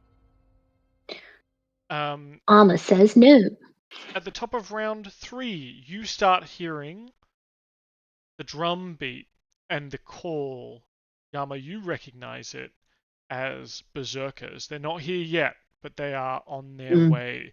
You hear howling, raging, bone-chilling wails rising from further down the street, and I think maybe you can kind of see breaching through the gap in the wall, a number of bugbear barbarians, sort of massive 8-foot tall, hairy hobgoblins, running down, not very heavily armored, but just like painted up in red hand paint and just wildly running through the breach and up the street. They're not here yet, but they will be arriving soon. Paulie, your turn. Okie dokie. Well, I'm gonna fucking stab this prick who tried to hurt me with Talon's Wrath first off. Dirty 20 to hit. Dirty 20 will hit. Beautiful. He's still gonna get a good smack for this one. 45 damage. Yep. How would you like to do this? Just honestly, stab in, and then I'm gonna tear, and then just let all of his guts fall off into the roof. Yeah. The manticore kind of howls and yowls in pain as you split open its belly, and as you said, its guts fall onto the roof. Good. All right, I'm gonna bonus action hide. 25. Yep. And I'm gonna basically try. Let me just map this out. I'm gonna like do like a little dive. So yeah, I can't make it to there. I'm like dive down to this well and then hide behind this well. Go down there. Boom. And that will be me. Oh.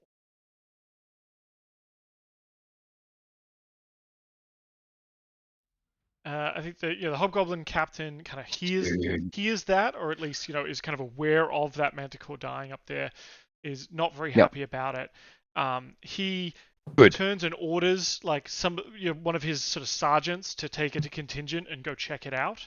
But he is going to kind of continue pressing on. He's got his eyes on Yama, and is going to throw more javelin.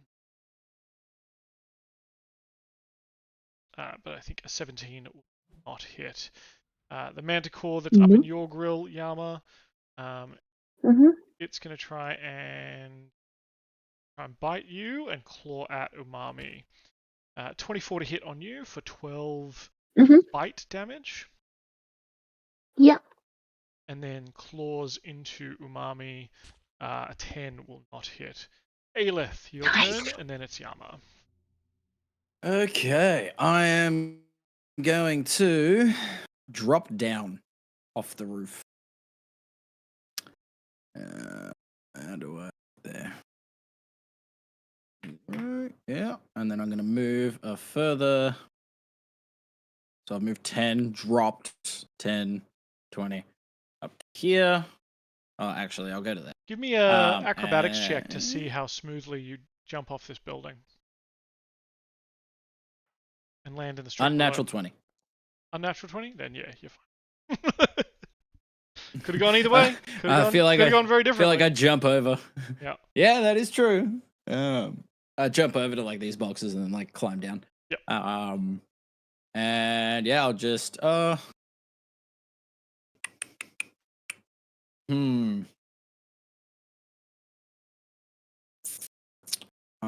going to trying to decide, do I move up, use a little bit more movement to get into the street? Yeah, I'll use a little bit more to get up to here. And I'm like tucked on that corner sort of thing. Yep. because I think I can't really do anything anyway. I won't use anymore. But before I jump down, I couldn't see Paulie on the roof. His token is missing for me. But I'm imagining that I can see him.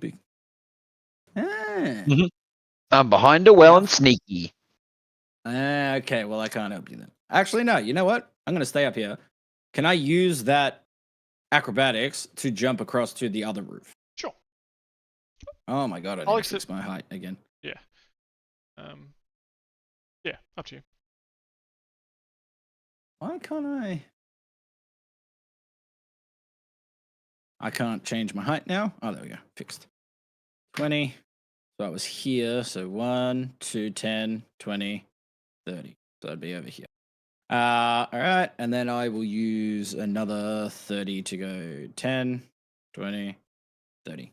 And that is all of my movement. And I'm like staying low on the roof. And I can't use my bonus action to move this, can I? Yeah, you can. That's part of your bonus action is move and use it. I think 20 feet. Yeah, so I'm going to move that up with me as well. That was not 20 feet. That was meant to go further. Anyway, whatever. That'll do. That's my turn. Cool.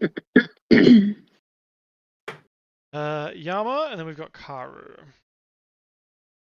Alrighty,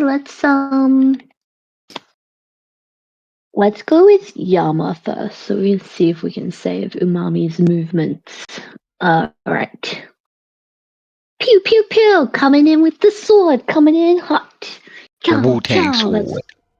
Oh yeah, that was only a 12, so I'm rolling again immediately. Natural 19. Here we go. Alright. Chop chop chop chop. I might add a small smite to this one. I don't have much left. I'll leave it. So that is 17 damage on that one. How's he looking? Fine? Like he'll live forever? Like you've just killed a manticore. Tell me how you did it. Yeah. I think Yama's like almost up, like on his knees almost, like he's out of the saddle. He's so like energized by this battle, and it's like him and Umami are in such sync that he's able to like keep his seat basically. But yeah, Yama's just like hacking away at this manticore, at this like monstrosity. And Umami is going to, I think we're going to head for there were a couple of leaders in this unit, right? Let me get are they these dudes at the back? This one and this one, yep. Yeah, let's go for the one in the back. Okay, yeah. Yes, screw those guys. We're going to go for the one in the back. I'll just put us here so we're not on top of everybody. Yeah, so Umami is gonna fly in, and that's the end of our turn, basically. Yep. That's all we can do. You only used one of your 2 attacks, though. Oh, me personally, of course. Wait. No, I missed. I missed on the first one. Oh, you missed the first one. I rolled a 12 or something. Okay. Yeah. Yeah, no, you're all good. All good. Karu, you're close by. You're in a target-rich environment. There's a number of kind of hobgoblins with longbows. As I mentioned, I think now that you're a lot closer, you can kind of see, and you've got a bit of a military history as well, but in a different way. You're more of a SEAL Team 6 kind of guy in all the clever pun ways that implies with aquatic animals. So yeah, I think you can kind of see the makeup of these squads similar to Yama. I think you can pretty easily tell who's in charge and kind of the different things. But I leave it to you unless you have any other questions. No, I see Yama and Umami land, and I think sick. This, I already we're made my still up in the air. we're totally up in the air. Oh, I Sorry, see you just saying. hovering then, and Yeah. I'm like, cool. You can. I like to think maybe this stealth gets semi-broken by Karu speaking, still invisible, before he charges to attack. You just hear the hobgoblins just hear, "You guys are fucked," and then from the shadow, and they're like, "What?" And then I'm actually gonna charge at the spellcaster because fuck those guys. And because I'm a charge attack, I'll get an extra D8 if I hit him. But let me swing first. A cheeky date. 18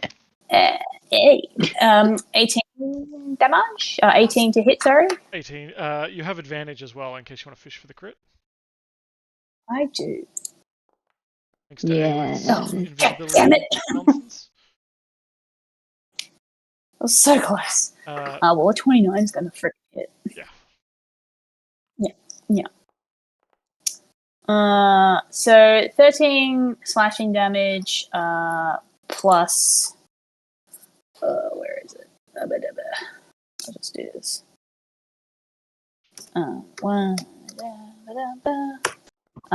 Plus 5 cold damage, and then an additional 8 slashing damage for the charge attack.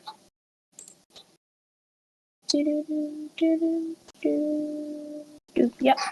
And then I will attack him again. I guess that makes sense for my moves. Wow. 15? 15 hits. This guy is not particularly armored. 14 slashing damage. He's just a little hobgoblin guy, you know? He's just doing his own little thing. Yeah. Oh, Funny little what is fella. nice shoe. He's a spellcaster. So 14 slashing damage and 1 cold damage. And then I'm just gonna hang out next to him, you know, and chill. In case he tries something funny. Thoroughly surprised as you spring from invisibility, hacking him up with these swords, a dervish of blades from your hands and tentacles. And he kind of just coughs up blood. As you can see, he's kind of like mid-incantation, perhaps, you know, readying another acid arrow for Yama. As you sort of slice him up, and he kind of turns to you wide-eyed, seeing this fishman in his vicinity. Cool. Is the hobgoblins' turns. The main bulk, I think, of the host sees you sort of swooping in, Yama, aboard Umami, and they turn their bows to aim at you, and are going to release a volley to try and hit you as you swoop in.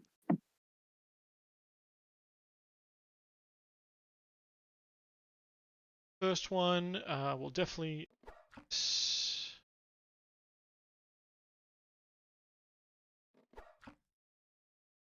Disadvantage team. Let me get some right. Just to mess with you. Just to fuck with me. I sadly have to hop off to it soon too, guys. Sorry. Yeah, I'll get us to the end of this Gotta round. So we'll just do the hobgoblins' turns, and then I think we'll probably call it because it's 9 o'clock. We'll kind of end there, if that's all right. Yeah, that's okay. Absolutely. The javelin, though, a little bit better. 23 to hit for all of 3 piercing damage, Yama. Assume. Oh, is that non-magical? Because then that is a big fat 0. Big goose egg.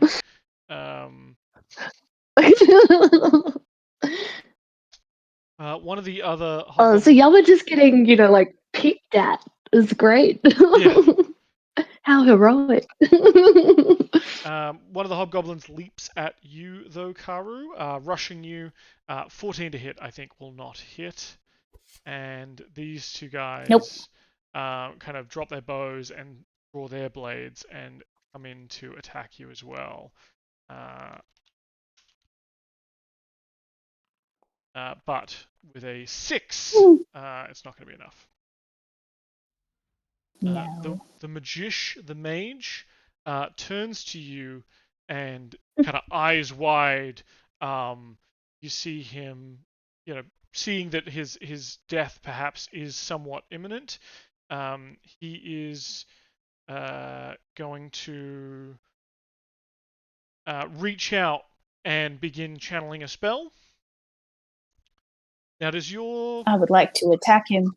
Cool. Is this an interrupt Yes. or is it a reaction or what is it? That's a very good question that I was just trying to find out. It's just a reaction. Okay. So, like, I guess, like, in the game mechanics of reaction, do you I think he then do casts that. the spell and you get a free attack. Because it's reacting to his spell. Yeah. Whereas if it's like a counter spell specifically goes off beforehand, right? Does it say? No, it just says when a creature casts a spell, you can use your reaction to make a melee attack against the creature. So it doesn't say anything about before or after. So I feel like it gets resolved after they do their thing. I feel like it would specify if it was if it had the ability to interrupt the spell. Yeah. All right. Well, he turns to you, and the thing he kind of unleashes here is a bunch of magical bolts that begin kind of flying into you. He's going to cast Magic Missile at 3rd level. Which is that damage? Spell go? Where's all the spells gone? Why no spells? There were never any spells, Dan. Yeah. No, it's all made up. 3d4. 44. Kara, you're going to take 14 force damage as these magic missiles impact into you, and you may use your reaction at this time if you would.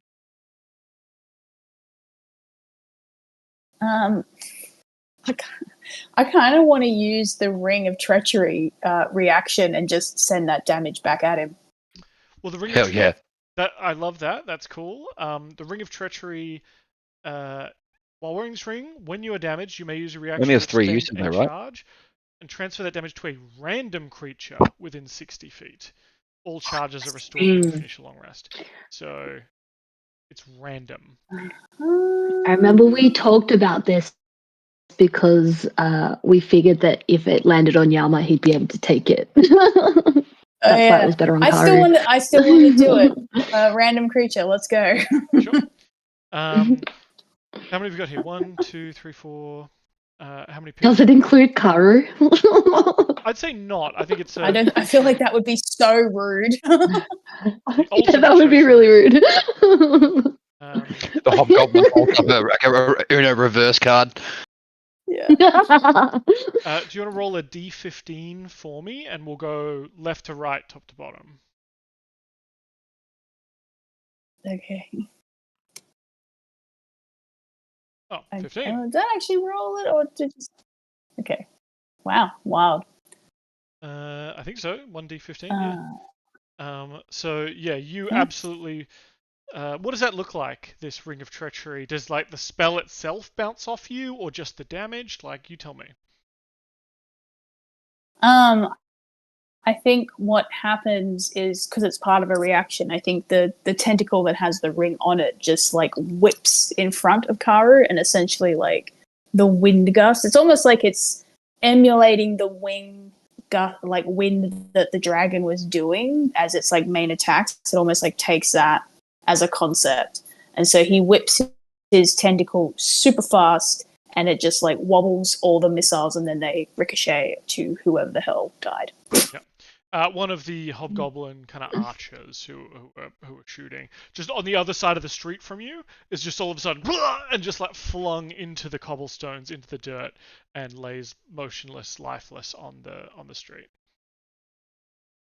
I like to think Karu takes an opportunity for a little bit of psychological warfare, and he looks at the spellcaster in front of him. He's like, "That's right, I can do that too."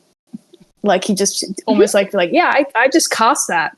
That weren't your bolts; they were my bolts. Yeah. Excellent. He looks very wide-eyed and terrified. The I guess other hobgoblins are going to rush in to try and mess you up, though, Karu. You're starting to get a little bit surrounded here, which I love. I'm not sure if you love. I know you love it. I do this for you, you know. Oh, thank you. 22 to hit for 9 damage. Well, actually, no, it's more than that because they have martial advantage. Is it just It is physical Marital advantage. So it's going to be 14 total. Yeah. Just quickly. I know. Just quickly, I have that tiara of blood and whatever, so I did just gain 13 temp hit points for killing the dude. Cool. So sorry, how much damage was that? Or was it? 14. Is it magical? No, physical. 7. I love the idea of Karu also wearing a tiara now.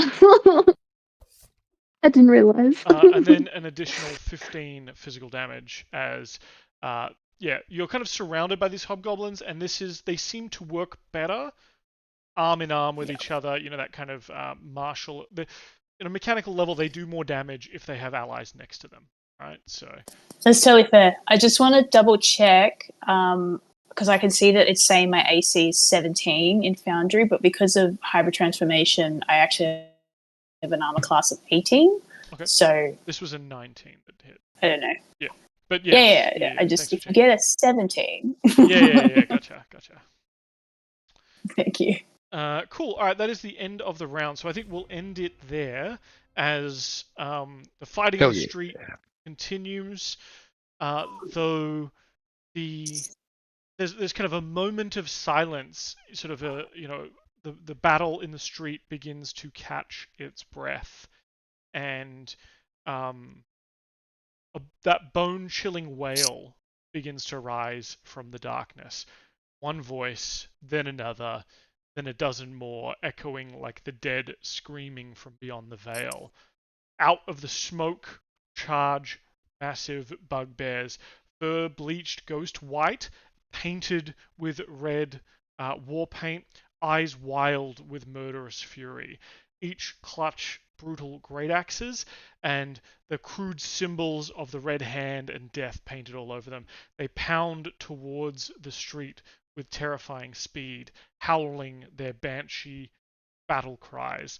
As they run, their muscles bulge and twist with unnatural rage, and the wooden planks, the cobblestone streets themselves appear to tremble with every step. They don't slow, they don't fear, they only kill. And that's where we'll pick up next week. Oh my god, look at them all! Oh god. Oh god, we didn't buy ourselves any time with the freaking Colossus.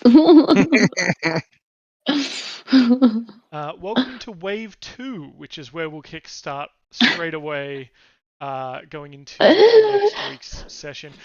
Katie, I know you're going to be away, so we'll figure that out, or we'll figure out whether we're hiatusing until you return. But for now, we'll call an end to this session, and we'll let old man Dad Paulie go to bed. Thanks. Good night, everybody.